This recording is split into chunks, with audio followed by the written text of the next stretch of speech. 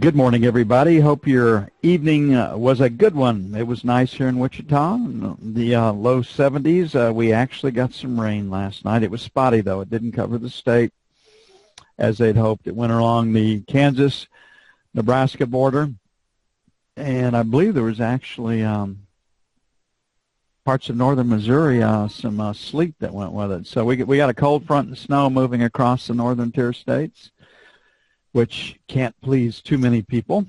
And we need the moisture to start resuscitating the crops, Texas, Oklahoma, Kansas, southwestern Colorado. So here we are. What's the biggest news? We had a lot of news come out overnight. China's numbers down. China's stock market up 0.1%.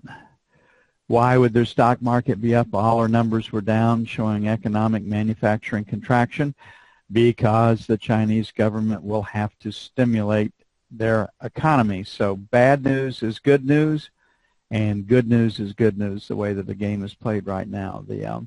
Any economy that shows weakness, the stock market will trade up because their central bank has to pour money on the markets, which they willingly do.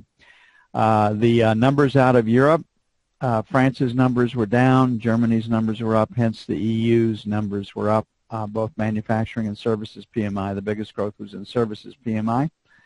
So right now they think the lower euro and cheaper oil prices has brought the economic recovery back to the continent of Europe, and I hope so. The world desperately needs growth, and just in so many ways. It solves a lot of problems. So the economic news, China bad, their market rallies. Economic news out of Europe, good, their market rallies. The United States, E-mini, S&P, Dow, etc., went with the European news and is up too.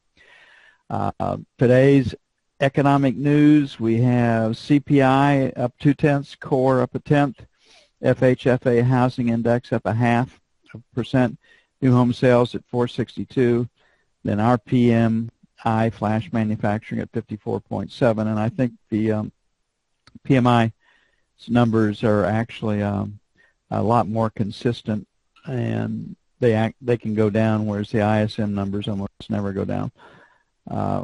New home sales numbers could come in lower than forecast in the 462. Then we're on to the 2-year auction, which in and of itself is supportive. So we're going to hit today's market with a bias to the upside because of the 2-year auction and benign inflation numbers. So 129 right here to 04. We're going to sell failure to get through this. They can't take the market straight up without some supporting economic news, and 7 to 11 would be sell 2. On the buy side, we're at 31 right now. Last rotate down was 26, so we're going to try to buy the 24, 28 area. Maybe they'll get stops below 28. And then 21 to 17, which I'm really, really comfortable with. That would be really, really nice to get something on at 21 to 17 like we had yesterday. Yesterday's market calls were just really about as good as you could get. So right now, failure to take out 29 to 04 could set up a quick short. I would expect to bring those in, the shorts in between 24 and 28.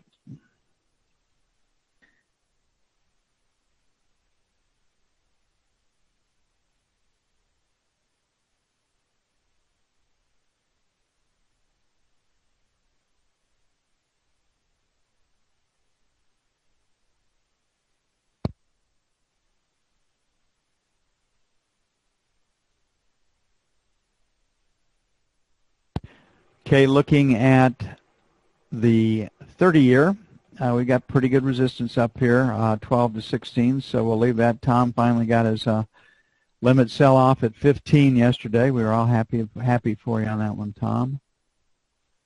So 11 to 15, sell 1. And 19s to 23s, sell 2. On the buy side, I'd like to get it done at 29 to the buck, so we're going to put buy 1, 29 to the buck. And it may take, I don't know, 05 skin. We'll just have to see how the first rotation is, and then 21 to 25.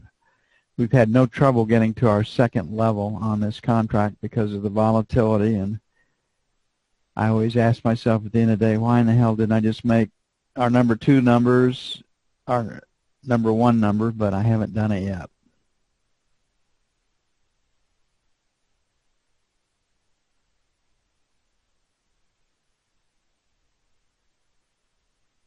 Okay, gold is up, and it's hard for me to see gold selling with what's going on in the Ukraine, what might happen with Greece, the continuous printing of money by G20 around the globe.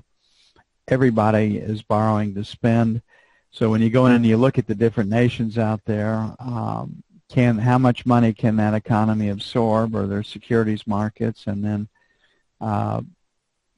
what's the least bad choice to where to make your investments, and that's the way it's going to be. What is the least bad choice?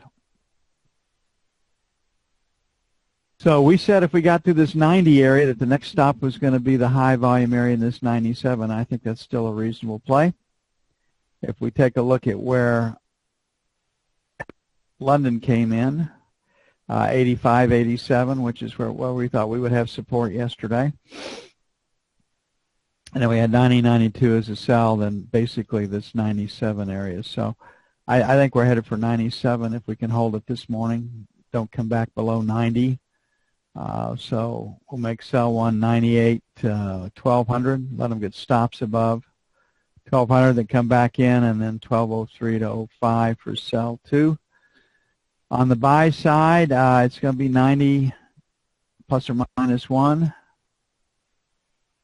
Then back to our 85, 87. So gold is headed higher for, I think, the right reasons. Prolific spending and government instability almost around the globe. And nobody's stepping up to the plate trying to calm or quiet things down. It's just Yemen has gone. We lost $500 million worth of military equipment. I guarantee you that some of that will be used against anybody the Muslims want to attack in Africa and the Middle East, and maybe expand the war outside of that. Those are pretty nice goodies that they got their hands on. The Middle East is afire. Tunisia, Libya, Syria, Yemen is gone, Iraq. I mean, parts of Jordan, forces are amassed on the Israeli borders. Everything that we've done has encouraged war and instability. Egypt has had to come back. So tends to keep gold high or higher. That's countered by central bank selling. Okay, we came in yesterday hoping to be able to sell the 110 area, plus or minus, so that still looks reasonable. Then we'll make it 40 to 50 for sell 2. The German-Greek deal has been pushed to next Monday. The talk coming out of Germany between the different ministers is Merkel is just trying to set a more conciliatory tone. I just point out the fact that Greece, if they clean up their act, can prosper like the rest of the EU. The EU is pretty much a welfare state, too, and they're going to show Greece the way. What they can't show Greece is, how to manufacture, become a manufacturing force, and so whatever. Hopefully they'll get it right. Okay, got support in the 50 area. That's going to be buy 1. And then our 20 to 30 area will be buy 2. But I think the easiest trade to see is self-failure to take out 110.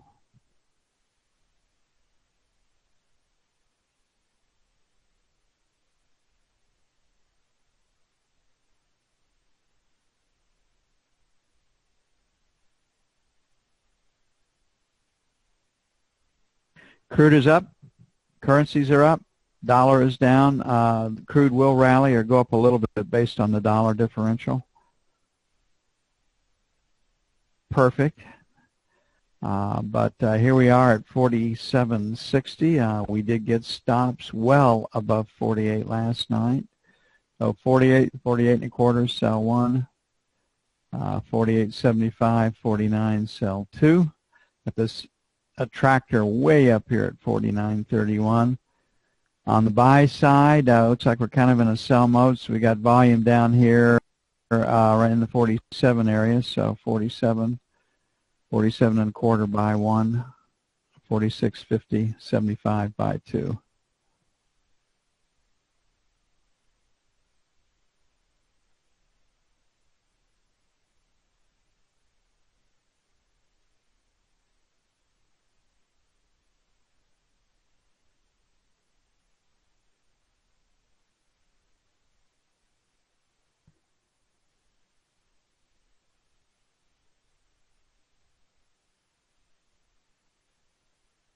Okay, the E-mini, good news is bad news, and good news is good news. It rallies on everything. So off the Chinese numbers and China's stimulus coming, and off of Europe's better than expected numbers, the E-mini has managed to rally. So I think if you take a look at the structure right now where we're trying to normalize activity, you can see that it's 2090 to 2110. That's kind of a 30-point range. So we've got selling against, when we get above 2105, and we've got buying against 90, and we're currently at 2100. So 4 to 6, sell 1, and that would be failure to take out yesterday's highs and the day before that. Back to our 9 to 11 for sell 2, letting them get stops above 10. On the buy side, our 95 area, buy 1, and buy 2 will be 90 to 92. And we'll look for trading range development today. The CPI probably won't play.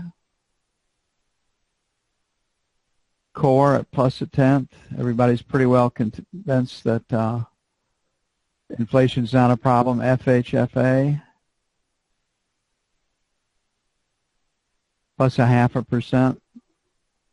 No one pays any attention to it. New homes.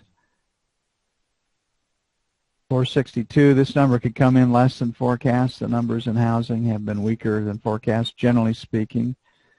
We have flash PMI, manufacturing, 54.7. That number could play. And Richmond Fed at 2. So my guess is we're going to have new home sales will be 1, PMI would be 2, and we're going to trade technically 2090 to 2110, and we're kind of right in the middle right now. So that'll do it for now. I will take about 20 minutes to get everything posted. I will get busy doing that, and I'll be back with you as soon as possible.